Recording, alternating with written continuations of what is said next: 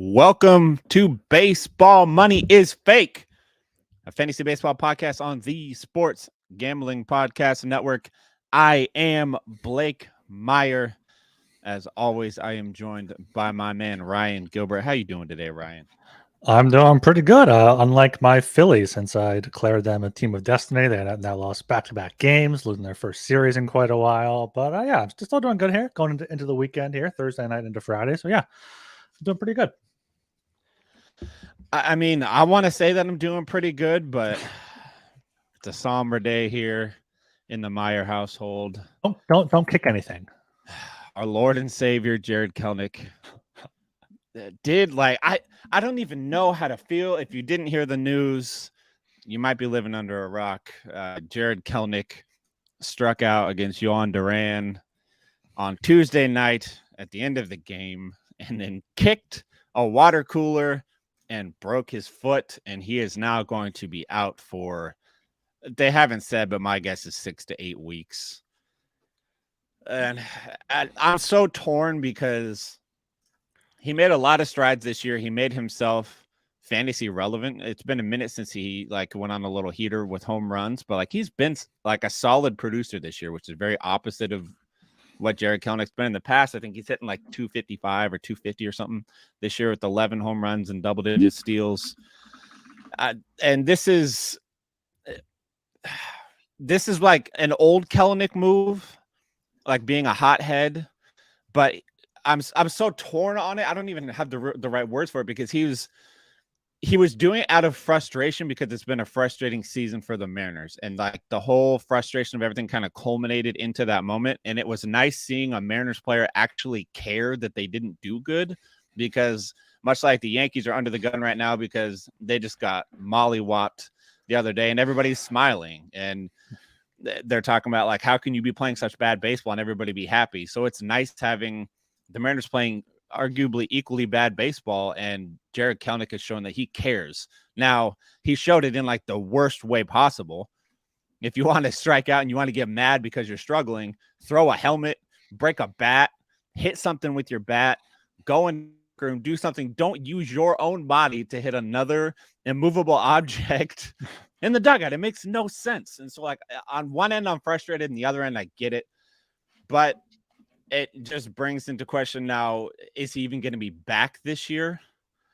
I mean, we can start the storyline now. He's just saving himself for September Kelenic to come out of the woodworks and take off again. But who knows? It's just such a frustrating day for me, especially after a really good win that they had today. Yeah, it's a fractured left foot. I don't think he'll be back this year. I think, he might try to rush back to help the team, especially if they are in the playoff push. And yeah, he was on a 7-8 game hit streak here, and unfortunate, striking out against Duran, absolutely no shame in that. I think he topped his fastest pitch from this season.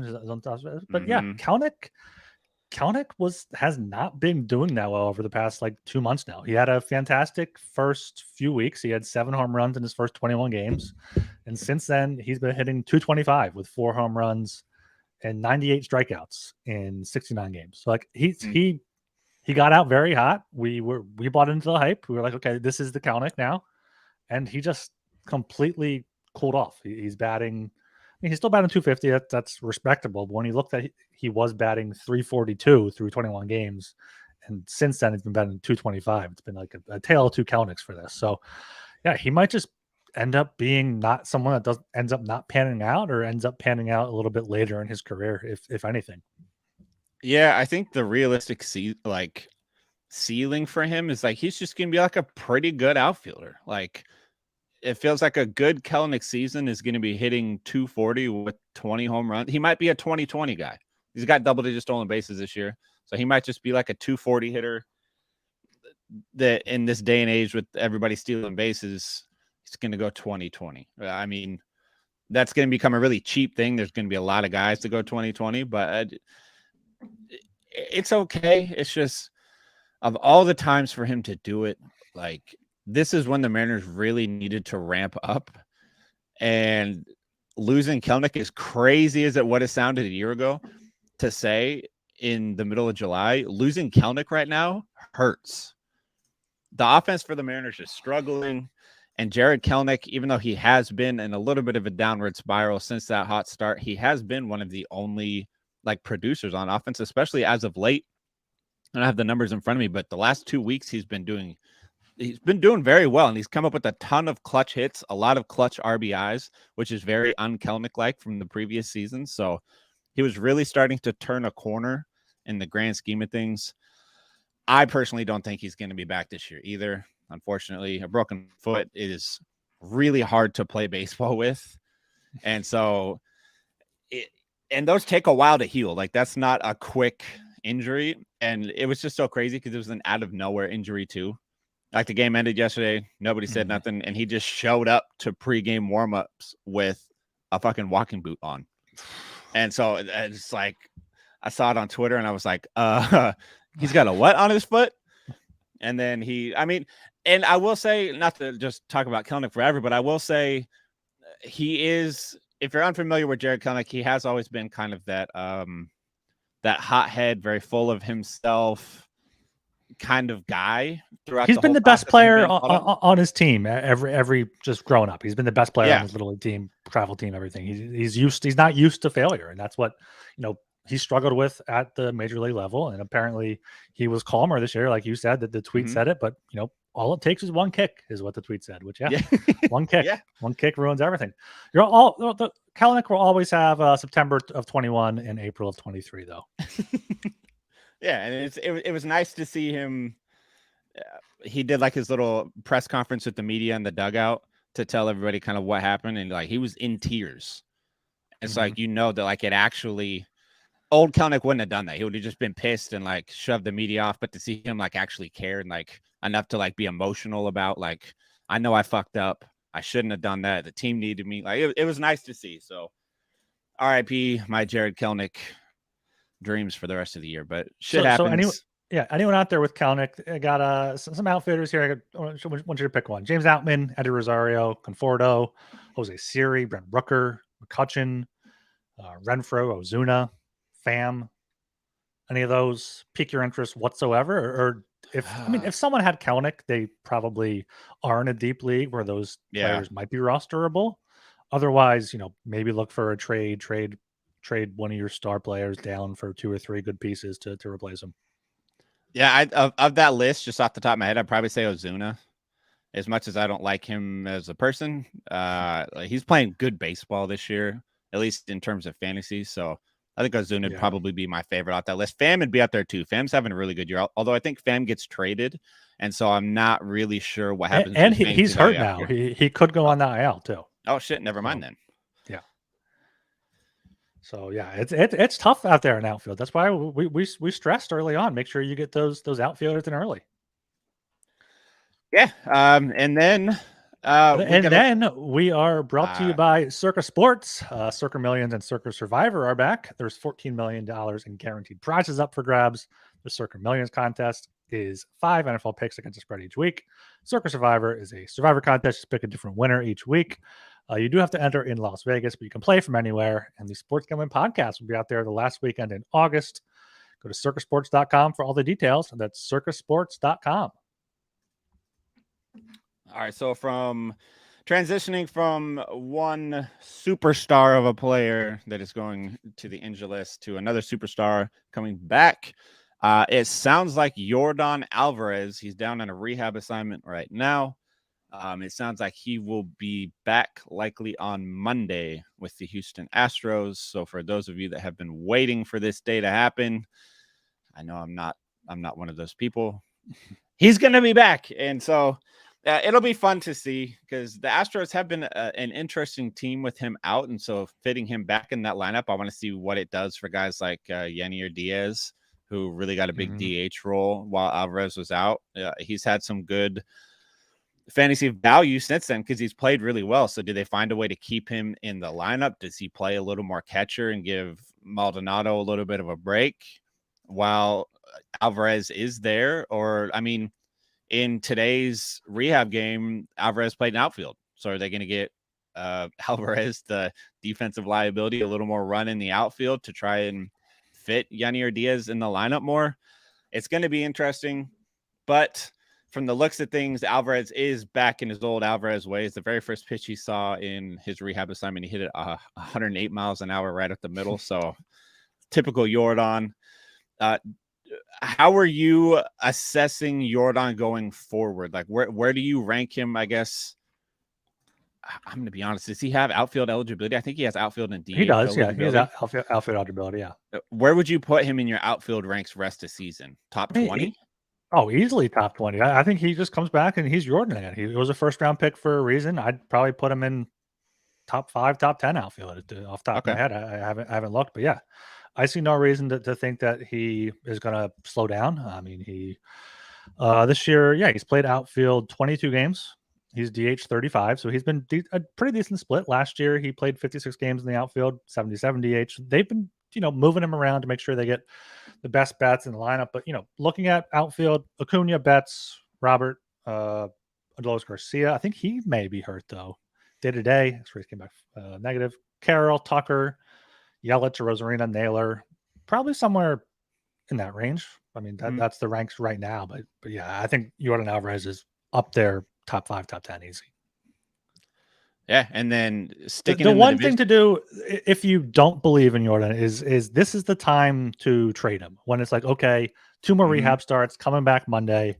If someone wants to buy him from you, if you're skeptical, go ahead and sell him. Yeah, I agree.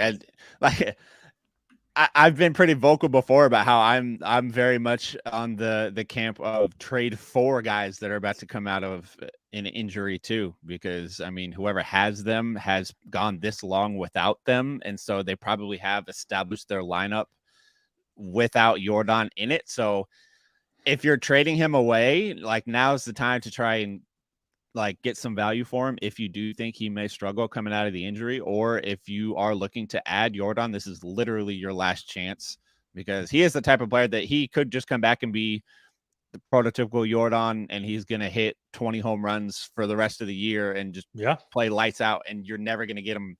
You're never going to pry him away from who has him. So the time now is now to make a move for him if you want him on your roster. Yeah. Absolutely. And I think you were going to transition to another Astros outfielder. Were you not? I was. All right. So kind of an unsuspecting bringer of power for the last however many weeks. I mean, it's July 20th right now. So in the month of July, it would be Chas McCormick, who I know our own Noah Beanick, member of the college baseball podcast on the Sports Gambling Podcast Network. It's a big Chas McCormick guy. I don't know why. I just remember that. And I don't know why I remember that either, to be honest. But in the month of July, Chas McCormick is hitting .405 with 5 home runs, 2 doubles, a triple, 14 RBIs in just 12 games. I think he just hit, he had a multi-home run game the other day. He's playing his ass off. And that also begs the question, when Yordan comes back, what happens to Chas McCormick's playing time? Because again, they have to find at bats for these guys. Yanier Diaz is playing too well to just be removed from the lineup completely. Chas McCormick, how can you pull a guy that has the 4th best batting average in baseball for the month of July with crazy power all of a sudden out of the lineup? I get you're putting Yordan in, but do you think McCormick can keep this hot streak up with Alvarez coming back, or do you think Alvarez may eat into some of McCormick's magic? I think he might eat some playing time, but I think McCormick could definitely keep this up because he's been good all season. It's not like he's been in 285, 12 home runs. This isn't like a 240 hitter that just suddenly has a power surge out of nowhere. He's been, since the beginning of June, he is hitting 346 with 8 home runs in 31 games. That's extrapolates out to 42 home runs over an entire season. I don't expect that to continue for McCormick moving forward, but yeah, as long as he's hitting, he's going to be in that lineup, and that's going to be a fantastic lineup. If he keeps hitting, if Diaz keeps hitting, if Dubon keeps hitting, Yordan gets back, you have to wonder if they maybe make a trade, if they maybe make a trade 1 or 2 of those guys for a pitcher or something, just kind of fit everything in. That makes sense. And McCormick has been a very hot kind of waiver wire guy right now. I know I have to write my waiver wire article for Fantasy Pros. I read that on Saturday, and I'm debating if I put McCormick on there just because he's owned in 40% of Yahoo leagues. He's only owned in 11% 48 of now, ESPN leagues, but only 11% of ESPN leagues. So he's one of those guys that's teetering on the line of like, is he article worthy just because he's really only a waiver wire target in ESPN leagues, but also he is playing so well that he should be owned in more leagues than that. The power is real. The batting average is real. He's getting on base at a good clip. He's driving in runs and scoring runs. He's literally contributing in every category. And in July, finding guys like that off the waiver wire is hard. Normally, this is the time we talked about this. I think it was 2 episodes ago we talked about this. This is the time of the year when normally you have to settle for a guy that's like, you got to pick up a home run hitter, or you have to pick up a batting average guy. I mean, I listed those outfielders for a year, and they're all like, you don't want any of them. Yeah, but McCormick is like, he's doing everything, which you don't find very often. So I think he should be owned in all formats right now. As of today, once Monday hit, I'm saying that because it's Wednesdays. We record this Thursday. If you're listening on the podcast, when Yordan comes back, it's Thursday right now, Blake. Thursday night we're recording. Oh my God, it's Thursday. I am behind. Houston has a 4-game series in Oakland, so he might hit a few more bombs there. Yeah, and then after he does that, trade him away, or I'm looking at his baseball savant page. It's not good. His expected batting average is 231 this year, so he's hitting 50 points above that. His expected slugging is 424. I don't have his slugging in front of me, but I imagine it's a lot higher than that. So he is playing above his head. He doesn't really, I think, have the staying power to, be a good outfielder the rest of the way. But yeah, take advantage of him right now. Maybe trade him. Maybe see if you can use him as a little sweetener in one of those trades. Oh, see, that's something that we've been big on here too. He's slugging 534. His expected slugging is 424. So 110 points higher. He's overachieving by just a smidge. He hits it where it ain't, and that's what you got to do. Hit it where they ain't. Another guy. I'm just gonna throw some random like July standouts to you, because if you haven't picked up on it so far, outside of like Yordan, we're trying to cover some of the less talked about guys lately. Give them some shine. Give our thoughts. One is CJ Abrams. Another interesting one because he's owned in 63-ish% of Yahoo leagues, but 18% of ESPN leagues. So what do you do with that information? But in the month of July, CJ Abrams is hitting 364 with the home run, scored 13 runs, and stole 9 bases. He's not a power guy. He's not a walks guy. He's a speed and score runs guy that has all of a sudden figured out how to hit the ball pretty damn good. And he's one of those guys that was a top prospect. So something like this, while the batting average is unexpected, and I don't know if he can keep that up. Obviously, he's not going to hit 364. But if he can keep up like a 280-ish average, I can't say it's totally unexpected because, like I said, he was a top prospect. He had a good hit tool coming out of the minors, and the speed was off the charts. So this is kind of who he is. And that Washington team, for as not good as Washington is, they hit the ball good and they make good contact. They just don't have any power in that lineup. So he does have the ability to continue scoring runs. I think he has more utility in 12-team or deeper leagues. So 63% on Yahoo seems a little higher of a roster rate than I would have expected. But if he is available on your waivers and you need steals, the speed is legitimate. Like, it's not a fluke. He didn't get 9 steals by accident. And he's one of those guys that has enough speed. He didn't get 9 steals just because the bags are bigger. He got 9 steals because he's fast as fuck. So there's legitimate upside there. The batting average is likely going to come down. But yeah, I think he's somebody that 12-team or deeper, if you need some speed and he's available, Abrams is an excellent choice. Yeah, I picked up Abrams and I drafted him a few days later, and I am regretting it. He is top prospect, 6th overall pick in 2019, so he's only played a few years of professional ball, especially with that 2020 COVID season there, kind of hurting his development a little bit. And yeah, he hit 296 in 2021 Double-A, Last year at AAA in 38 games, he hit 310. So yeah, he has the average. The speed is there. He was one of the top prospects they wanted back for Soto. They got him. They got Mackenzie Gore. They got a few other guys, and yeah, he's putting it together now for the Nationals. He's going to be hitting leadoff. He's not going to have a great lineup behind him, but if he gets on base, gets a steal here or there, scores a few runs, he's going to be one of these. You can play second base, shortstop, great middle infielder. Just fill in the gaps a little bit and help out your average, help out your steals, which are two categories that I think are overlooked by a lot of people because they look at the home runs, especially in today's game where there's so few people hitting for average. So if you can get someone hitting for average that also contributes somewhere else, like stolen bases, it's huge. Do you want to do the last ad before? We are also brought to you by Underdog Fantasy. Best Ball Mania 4 is here, and Underdog Fantasy is giving away $15 million in prizes. Underdog Pick'em is also a great way to get down on your favorite MLB and NFL season player props. So many ways to win over on Underdog, and Underdog is available in so many states. So head over to UnderdogFantasy.com and use promo code SGPN for a 100% deposit bonus up to $100. That's UnderdogFantasy.com, promo code SGPN. I have one for you here. Hit me. Trent Grisham of the San Diego Padres. He's been hot recently. He's been picked up a lot in Yahoo leagues. I've never been a big fan of him. What are your thoughts on him? Rostered in 9% of leagues, so he's available in pretty deep leagues. Over the past 14 days, he's hitting 323 with 2 home runs and 31 at-bats. Seems pretty decent. I know the Padres haven't been great. Grisham typically bats 8th or 9th in that lineup, so not exactly a great opportunity there. But what do you think about him for some deep leagues? I mean, I like him. He's somebody that, like, I think it was the 2020 year. He came out guns blazing. He was killing it. Was it 2020?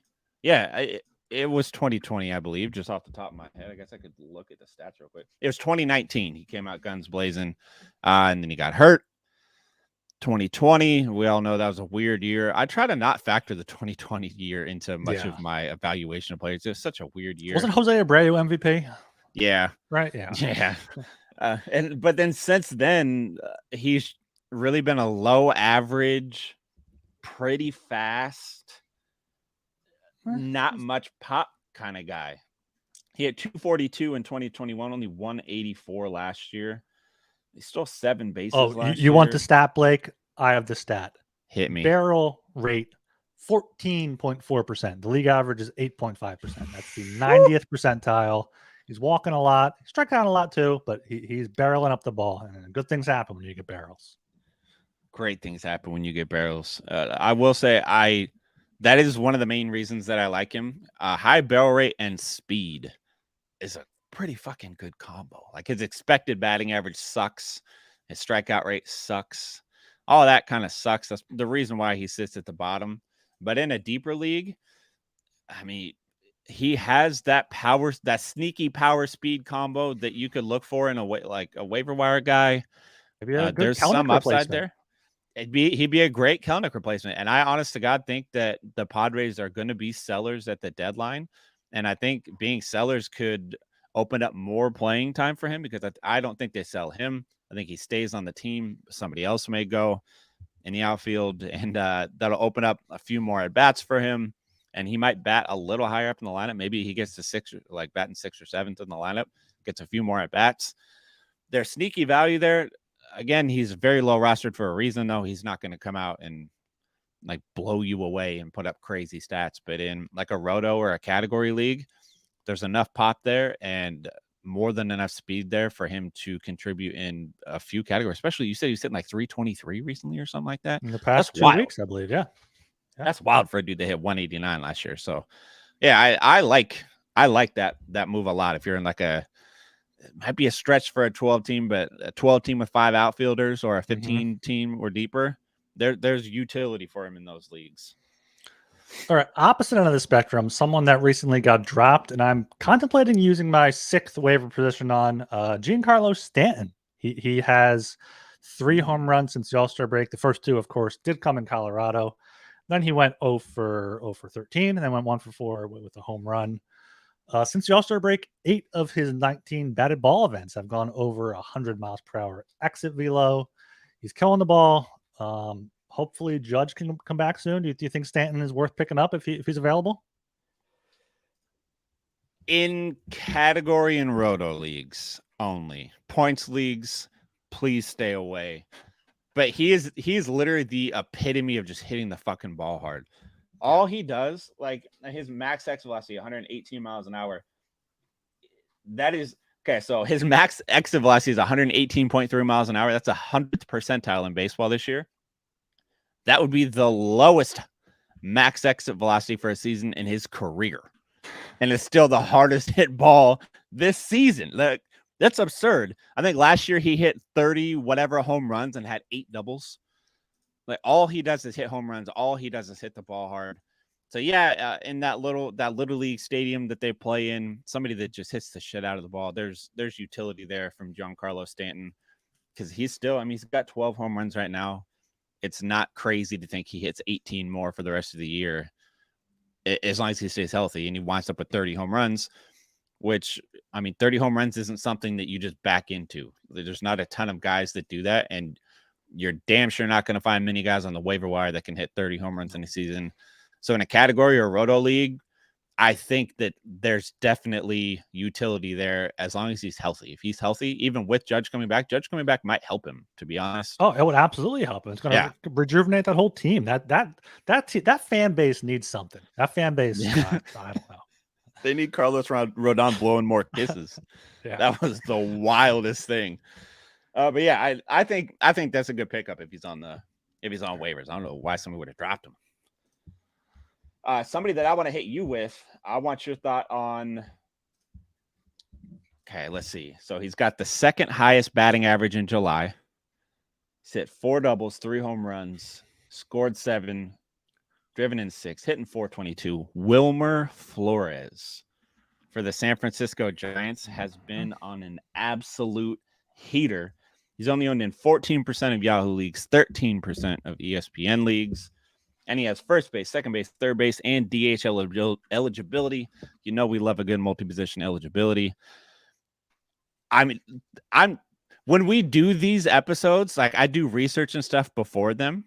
And this is normally how I kind of formulate my waiver wire articles and things too. And I'm telling you right now, just from us doing this one episode, I think I have the whole thing. Like I didn't realize Wilmer Flores was on this much of a tear right now. He's got to be my number one waiver priority when I write that article on Saturday. It's hard to not recommend a dude hitting 422 it's not like he's hitting 422 and he had 3 games where he went crazy with home runs, but the home runs is all he's done and all that. And he's got home runs, doubles, scoring runs, driving in runs, hitting for average. And he's owned in less than 15% of leagues across multiple formats. Mm-hmm. Is he somebody that you would target in, say, your 8-team home league, or do you think he's got utility only in the deeper leagues? Probably only the deeper leagues. I did actually look at him in my 12-team redraft this morning. I was thinking about picking him up before he homered again today. Someone else got him before me, but I was thinking about dropping Ryan McMahon for him. I thought McMahon probably has more staying power the rest of the way, but yeah, Flores has just been absolutely killing it for almost a month now, if not more, since June 3rd when he went 3 for 4.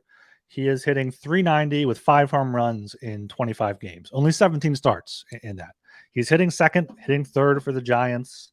The Giants look like they're going to be buyers. He can get some help in that lineup. I think Flores is definitely someone great to pick up right now. Ride this hot streak. See if he can keep it going for the rest of the year, because he's a veteran guy. He's been around the block a few times. He's had a few good seasons. 19 home runs last year, 18 the year before. His career average is 263, so hitting a little bit above that. But yeah, if he can, keep doing this, I would definitely pick him up. I think he should be rostered in at least double that, at least 1/3 of leagues. I think with how first base, second base, and third base are, having that triple position eligibility just makes it that much more valuable. You want to know something crazy too? In 14 July games, he struck out 3 times. 2 of them came in one game. That's it. Impressive. I mean, That's he's only impressive. walked like twice as well, but he's just getting the bat on the ball, which is good to. I mean, it's good to do. Like, obviously, not striking out is good. His whiff percentile is 93rd, so he's pretty good.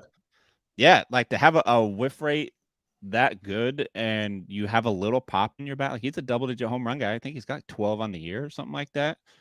And so, like that. I mean, he might have 13 now after today, actually, because my stats are before today's game. So, no, he has 12. 12. Okay, yeah. So there's a lot of utility there. From I keep using the word utility. That's like my fucking word of the day. He should be owned. He's a utility player. He really is a utility player, and he's giving you everything you want. And he's on a heater right now, like a big heater, like not even just like a kind of a heater. Like this is a big, like extended heater. So if he's available in your league, you've probably got somebody on your bench that you're wondering, like, do I really need to keep them, or like, could they be droppable? That guy is not as good as Wilmer Flores. I don't know what that guy's name is on your roster. Whoever's listening, Ryan McMahon is the name. He's better than Ryan McMahon. Give me Flores over Ryan McMahon. Yeah, Ryan McMahon has cooled out quite a bit lately, so he's got to get back to Coors Field. He'll probably have a 2 home run game. He'll be back on track. True. 2 home run games make you forget about a lot of what goes on. After that, I want to switch gears here. Something we haven't done in a while is a closer update here for the Arizona Diamondbacks. Both of their wins against Atlanta, the save was by Kevin Ginkel. It's not even a guy I had heard of. I picked him up immediately after seeing that he got the save, struck out the side against the Braves. In the following game, he gave up a run, but still closed it out. It looks like Diamondbacks are decent. Their closing situation hasn't been consistent throughout the season. Chafin has 8, Scott McGowan has 7, Miguel Castro has 7, but Ginkel has 2 now. Ginkel seems like he might be the guy. He has strikeout stuff. He's only rostered in 9% of leagues. He's starting to people are starting to hear about him being the Diamondback closer. So if you're in one of these leagues where like every possible save gets picked up and he's still available, I would definitely go out and pick him up. I love that a lot, especially since he's made some changes to his pitch usage, not even his pitch mix, just his pitch usage. He's a fastball slider guy through and through. I've talked before about how I think that is probably the most effective combo of pitches. There's other pitches out there, like Kevin Gausman's splitter is absolutely fucking disgusting and all of that. But if you can come in and you can just have a dominant fastball and a dominant sweeping slider, you could be pretty fucking successful. Last year, he threw his fastball 62% of the time and the slider was 37.7. This year, the fastball is only 46% of the time and the slider's up to 42.5. And with that has come a crazy jump in whiff rate for his fastball, went up to 21.5%. That's pretty good for a fastball. Anything over 20% for a fastball is a pretty good whiff rate. And he's got a 35% whiff rate on his slider, and it has just a 190 or 181 expected batting average and 255 expected slugging. Guys that can master those 2 pitches and throw them that effectively as closers do really well. It's kind of a Paul Sewald type. He's a fastball sweeper. Yeah, we're taking it back to the Mariners again. Just a fastball sweeper guy. Just stick with what you're good at and be really fucking good at them. And all you got to do is get 3 outs. And if Ginkel can do that, Arizona's going to win a lot of games. So if he can be a steady back end guy, that's all you need. Yeah. Just go out there, be steady Eddie, get that 3 outs. He's going to strike out some people along the way. I think he has 34 strikeouts in 37 innings. So he's not blowing people away, but he has strikeout stuff enough to matter. And yeah, Arizona's going to win a lot of games. So there's going to be a lot of save chances if he's able to hold on to that moving forward. Yeah, one more quick one is Yimi Garcia for the Blue Jays. Jordan Romano, of course, tweaked his back in the All-Star game. He said he was available to pitch Tuesday. He hasn't pitched yet. So, that's something to keep an eye on if you're in one of those, really deep leagues where saves are everything and he's still available. I think he's worth a look or worth at least keeping an eye on in case Romano goes down again. Yeah, because the Blue Jays, again, it's kind of the same thing with Arizona. They're going to win a lot of games. So anybody that is taking over a closer role, even for a limited amount of time right now for these teams that are going to win a lot of games, should be on everybody's fantasy radar. Thank you for that, because I am terrible at keeping up with closers. So I'm going to go put Yumi Garcia on my watch list right now, because I could use some saves in a few leagues. So yeah, even if like saves can be hard to come by in fantasy, especially this late in the season. So if you can get a guy, even if he's going to be in save situations for 2 weeks or 1 week, it's worth it in these roto and category leagues. You should be jumping on a player like that and trying to capitalize on any saves you can get. Streaming saves is a weird way to go about things, but you know what? You do what you got to do to get the W. But I think that's all I got for you guys right now. I have a Fantasy Pros article that I have to get written tonight, and I have about 5 hours to do it. So look for that coming tomorrow. It'll be my weekly planner where I dive into the upcoming week's schedule early for you guys, and I break down the teams and players that I like the most for next week and the teams and players that I like the least for next week. Check that out at fantasypros.com. You can also check out me and Ryan's writing at sportsgamblingpodcast.com, as well as on our Substack, fakebaseball.substack.com. Make sure you go subscribe over there. It goes a long way to supporting us and letting us continue to do what we love to do. Follow us on Twitter at fakebaseball. We did put out a tweet earlier. We are looking into starting a second half listener league. So if you are listening to this, we want to do a 12-team. Me and Ryan are included in that 5x5 head-to-head categories league that runs from now through the rest of the year. I will come up with prizes for first, second, and third, probably more cards out of the Blake Meyer card collection, because I bought them to look at them. So why not just give them to you guys too? So can't wait to win one of those. Yeah, if you are interested, just let us know on Substack or on Twitter or in a Apple podcast review. If you want to leave us a 5-star review and let us know you're in, that works for me as well. And you can find me on Twitter at Buhlockay, BUHHLOCKAYE. And you can follow me on Twitter at RGilbertSLP. We'll catch you guys next time. See ya.